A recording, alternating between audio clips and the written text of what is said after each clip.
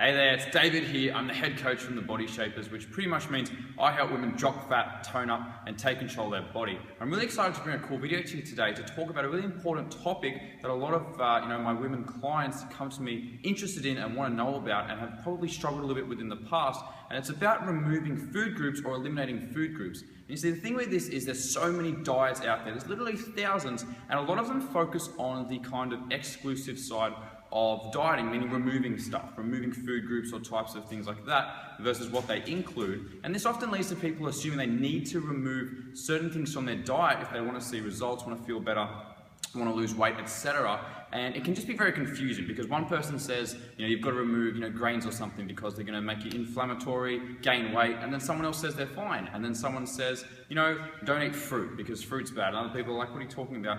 Fruit's fine. And there's a lot of debate about just these certain food groups and removing them. I think a lot of people struggle with, knowing, is this really true? What should they really focus on? And how does that all work? And that's what I want to help you with in this video, because I think it's really powerful to have just confidence and clarity with what you're doing food-wise so you can really stick to any nutrition plan you're on and make it happen. So the first thing to think about with removing foods when people talk about this sort of stuff is the time when it is right to remove certain food groups is if you're genuinely allergic to something or you have an issue with it. So people that are like celiac, they do need to remove gluten. They have a serious allergy to it and they know when they have gluten what happens. Same with people with dairy issues. They know that when they have enough dairy, their stomach doesn't like it. So they know that they have to avoid those certain food groups. So that is a case where yes, it is important at times to remove certain things.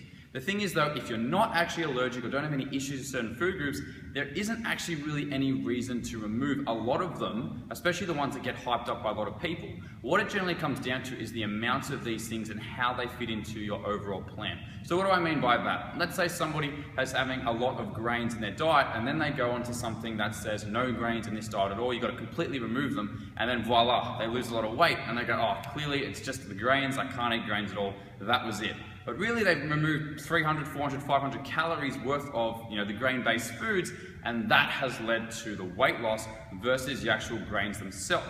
So it's really important to think about why things actually happen and not just assume that, well, I removed this and I lost weight, therefore this was causing the problem, when there could have been a lot of other shifts, notably removing calories or then eating better foods instead that maybe fill you up more, high in protein, etc. You get the idea that there's a lot of factors to think about, and that's why it's really important to not jump to conclusions with removing food groups, because if you're not actually allergic, then, well, it doesn't make sense. The other thing to remember with removing food groups for no reason is we do need variety in our diets, and we want to get a wide kind of spectrum of foods in. So, removing dairy, because dairy is actually, full of, calcium and other good vitamins, minerals, a lot of them are high in protein. Just removing it for the sake of it might make it harder to actually get what your body needs. So you have to think about that too when we remove certain food groups. Even removing things like grains can lower fiber, for instance. So it's important to remember all the other factors involved, and again, that's why just removing them for the sake of it needs to be very carefully done.